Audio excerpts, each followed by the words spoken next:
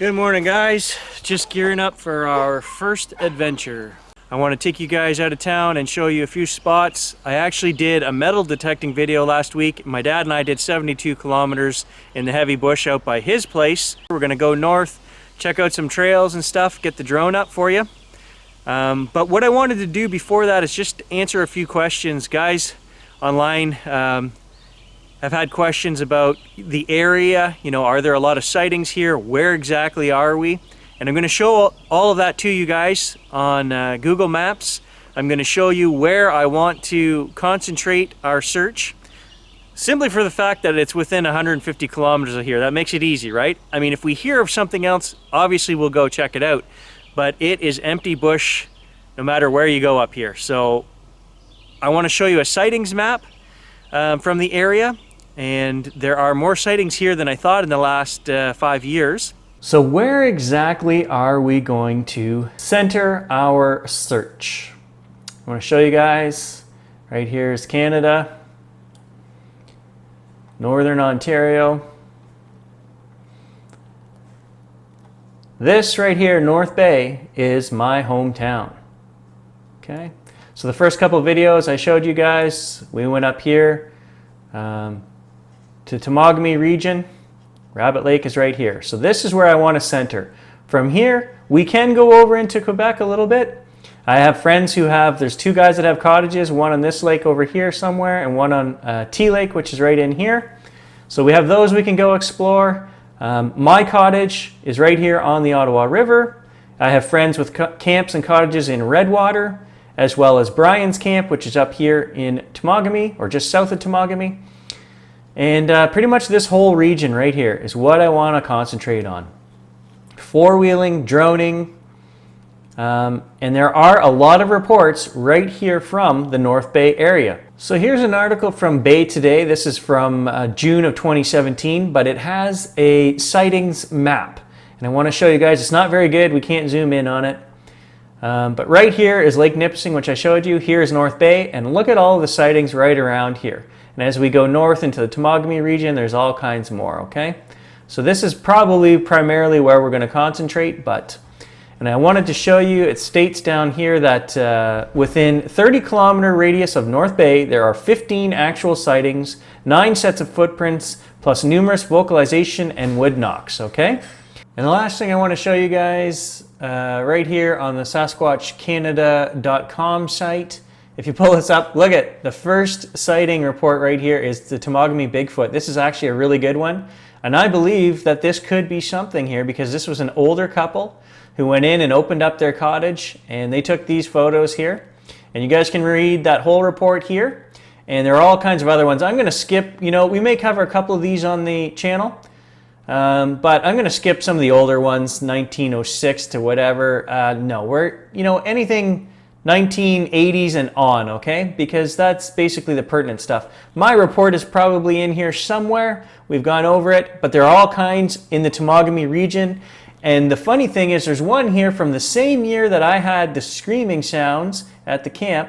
There's a report here from two kids trolling. They're fishing in the boat. And the same summer on Temagami Lake, so that's attached to Rabbit Lake, they had a sighting as well. They actually had a sighting of an animal on the shore. And that's in here somewhere as well. So we may cover that at some point, and that's SasquatchCanada.com. Now I've touched on my history a little bit, not that I have to justify anything, but I mean I have 30 plus years of hunting, trapping, outdoor experience. So all of that is covered, guys. I can track, I can trap. I do trail camera. I have a whole series on the channel. I think there's close to 50 videos there. We've caught pretty much every mammal in existence in Northern Ontario on the trail cameras at some point or other. Not a well-known series. Not a lot of guys watch that series, but that's what I do.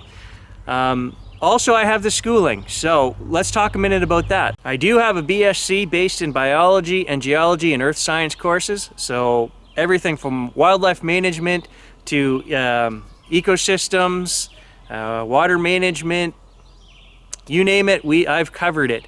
I also went back and did a post-environmental monitoring course, which again covered all the basics of biology, animal wildlife zones, eco zones, everything here to do with the Northern Ontario region.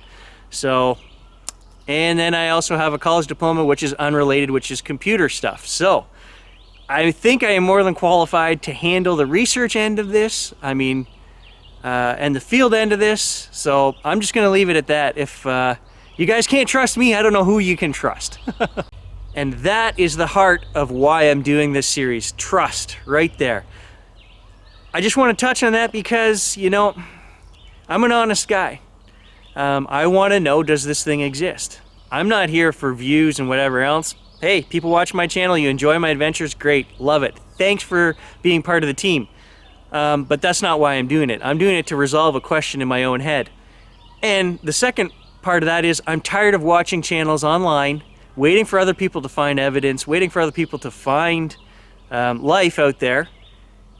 And every video they're seeing something. You know, they take pictures of the bush and, oh, here's a face and there's a family group of them here. No, that's nonsense. That's BS. You're not going to see these things in every video, okay? Otherwise, we would have clear pictures, we would have clear video, they would be a documented species. If you know where one of these family units is living, if they do even have family units, then hey, you need to get that online because you'd be a millionaire, and that's why most of these guys are doing it, is for money and fame and glory. So if that's the case and somebody had that, I think it would be online already, and it's not. And I'm tired of these guys who are asking for money, asking for equipment, asking for research grants and funding from other YouTubers. You're not going to get that on my channel. I fund myself. As to the guy who told me I need to get a job, I spent 25 years working in industry. I made my money. I still have a job. That's not why I do this. So that is all out of the way now. It basically just comes down to answering the question of, does this thing exist? I believe with all the evidence, empirical evidence there is, that it could exist. Does it? I don't know. That's what we're going to try to find out. The other set of skills I have is photography. I had to take photography for the graphic design course. And I was trained on manual film, manual focus, and I've been a wedding photographer in my spare time for 25 years. I can run a camera. I do wildlife shots. I have a little channel, guys. There's lots of photos on there. I think that's going to be a big advantage to be able to run this gear, including the camcorder, in manual focus mode, as well as the long lenses. So that's something else I'm hoping we can get, you know, better evidence because of those skills. I want to touch on experts. You know, already on the first couple posts, guys are saying, well, they don't like trail cameras, they don't like this, they eat this, we don't know. We just don't know the answers to those things, guys. It's not a proven anything. If anyone says they're an expert on this stuff, that's nonsense. It's a cryptid for a reason. There are no experts. You can have all the bush experience, you can have all the tracking, animal experience, biology experience. It doesn't make you an expert in the field of Bigfoot research because there is no evidence. No one has captured clear, you know, I mean, other than the odd potato cam stuff that we get and the PG film, which is hotly debated.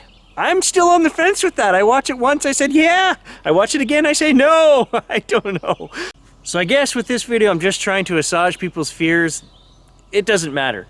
Are you qualified or not? I think I'm as qualified as you can be to track a cryptid, mythical beast that nobody knows exists, right? I mean, I've got the schooling, I've got the outdoor experience, the hunting, trapping, biology experience, I've got the equipment, I don't know what else there is. We're gonna throw some research into this as well. I have those skills as well, so the number one thing I have going for me on this series is simply location. A barren wasteland of empty muskeg swamp, boreal forest that is north of here. That's where these things are going to live. But it's going to be out in the bush where people are not most of the time. And that's where I live, that's where I've grown up, and that's where we're going to go exploring.